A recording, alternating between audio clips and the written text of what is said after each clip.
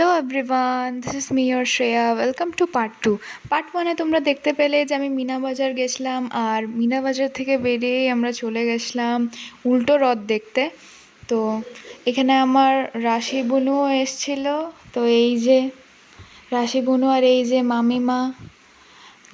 তো গাইস, এই হচ্ছে বাবা জগন্নাথের রথ, যেটা কাশীপুর থেকে বেরোয়। তো এখন আছি আমরা কাশীপুর রাজবাড়ির মেন রোডে। তো আশা করি এবছর দুর্গাপুজোয় তোমাদেরকে আমি কাশীপুর রাজবাড়িটাও ঘুরিয়ে দেখাতে পারবো। তো গাইস, পার্ট 3 আমি তাড়াতাড়ি দেওয়ার চেষ্টা করব। আর এই যে রথটা কি সুন্দর সাজানো হয়েছে তোমরা দেখতে পাচ্ছ।